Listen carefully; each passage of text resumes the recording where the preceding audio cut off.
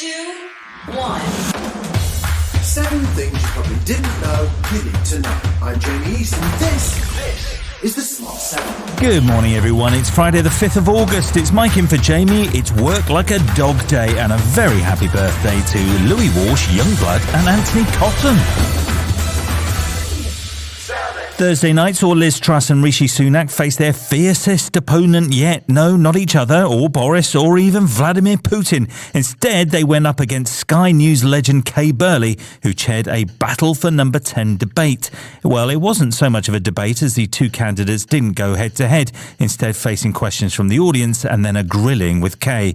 She certainly took her chance to make them both face the music. First up was Liz Truss, and Kay wanted to know about her track record of U-turns. You were a Remainer, and now you're not. You supported Brits to fight in Ukraine, then you didn't. You wanted to build on the Green Belt, and now you don't. Will the real Liz Truss please stand up? Well, Kay, I'm somebody who, I didn't come from a traditional Conservative background. My first political experience was going on a CND march with my mother, age 7. Then it was Rishi's turn, and he found himself retreating back to the press conference during COVID where he announced the furlough scheme. People feel that you can't walk a mile in their shoes because you're walking in your Prada shoes. What would you say to them? So I was wearing the same suit in that press conference, the same shoes as that I'm wearing now, right? I'm the same person. How much were they worth? Yeah, They're very slick. I'm exactly the same person. Rishi clearly won over the audience on the night, but if you're not hugely impressed by either candidate, you're not alone. 50% of Brits can't make up our minds who should be the next PM. Kantar Public CEO Craig Watkins says calls for a general election have been overwhelming. That's something we've seen growing over the last couple of months is, over 50% of the population saying that we should have a general election. And we might see that as wanting to give a fresh mandate to a new government, whomever that is. Energy regulator Ofgem confirmed on Thursday the energy price cap will now be reviewed every 3 months rather than twice a year. It means gas and electricity prices, set to rise significantly in October, will see another hike in January and is a further blow to those of us already struggling to pay the bills. But Ofgem head Jonathan Brearley says that it's the best solution for the long term. The fact is, if we don't do this, if we keep the price fixed for 6 months, not only are we facing higher prices for longer, but equally we may well face supplier failures, which we know cost customers a huge amount of money. Meanwhile, the Bank of England raised interest rates by 0.5% to 1.75%. That's the biggest single increase in rates in almost 30 years, with inflation expected to hit 13% later this year. Bank of England Governor Andrew Bailey delivered a strong statement in response, reminding us who will be most impacted by rising interest. It is the least well off who get hit hardest by this, and it's the least well off who have the least labour bargaining power, typically. And I would just emphasise that point. Her arrest at a Moscow airport made headlines back in February, and on Thursday, a Russian court sentenced US basketball star Brittney Griner to 9 years in jail on drugs charges. The Phoenix Mercury player had travelled to Moscow to play in the Russian Premier League during the women's NBA off-season, but was detained upon arrival when she was found to be in possession of cannabis oil. Addressing the court ahead of the verdict, Brittney apologised to her family and appealed to the judge for leniency. I made an honest mistake, and I hope that in your ruling that it doesn't end my life here. Many feel she's been used as a political pawn by Russia at a time of rising tensions with the US, and it's thought her conviction could lead to a prisoner swap between the two countries. In response to the verdict, White House Press Secretary Karine Jean-Pierre said the US will do all it can to get Brittney home. Russia is wrongfully detaining Brittney. She never should have had to endure a trial in the first place. Under President Biden's direction, the U.S. government continues to work aggressively, pursuing every avenue to bring home Brittney.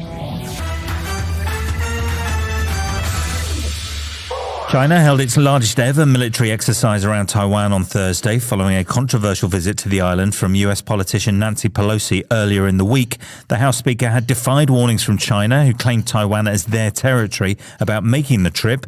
In response, China began a series of military drills close to the Taiwan Strait, one of the busiest shipping lanes in the world, with missiles striking waters north, east and south of the island. But BBC reporter Rupert Wickford Hayes, who's in the Taiwanese capital Taipei, says things are actually pretty calm. People are just sort of braced, concerned, but not panicking. They're watching China. They've seen this sort of thing before. Obviously, China has stepped up the level of pressure this time around by making these exclusion zones very, very close to the Taiwanese coast. Still to come on the Smart 7, the Premier League is ready for kick-off and Kim Marsh has a Strictly surprise. Right after this. Welcome back. The new Premier League season kicks off tonight with Crystal Palace facing Arsenal under the Friday night lights at Selhurst Park. Palace manager and Arsenal legend Patrick Vieira has been reflecting on what he learned during his first season as the Eagles' boss. I think it's just about try to manage this difficult period. You know, you learn about how important it is to be calm. But it's Arsenal who will be favourites to win despite a defeat and a draw against Palace last season. Mikel Arteta says his side are ready to get started. Come on, the Gunners! We are with this level of energy and ambition to have a successful season, and we have to show down on the pitch tomorrow night. TV presenter Kim Marsh had a surprise hiding behind the curtain when she went on BBC Breakfast on Thursday to talk about her upcoming appearance on Strictly. Partway through the interview, her parents popped out from the wings to share their support, and it was just adorable. Oh, yeah, it's great. I'm really excited, to be honest, because I always watch that show. I love it. So when she said she was going on. They're very excited. I don't know if you can hear them, but they're very, very excited. They're just really excited about it all. Hollyoaks actor Will Mellor will also be taking to the dance floor this year, and he's feeling the excitement too. Or not. Excited is one word for it. Terrified's another. Gear up, the trailer for Bulletproof has just dropped, a new action thriller which looks sure to get your adrenaline pumping. It stars Vinnie Jones as Temple, a sadistic drug lord who's out for revenge after a thief robs him of his money and, inadvertently, his pregnant wife.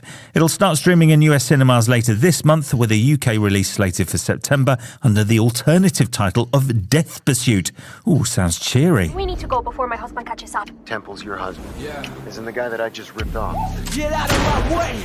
I got a family. Sorry for that loss. Yes. Once Temple finds out I was trying to leave, he will kill me. Yeah, it's crazy. This has been the Smart 7. Wherever you're listening, do us a favour and hit the follow button. We'll be back tomorrow at 7 a.m.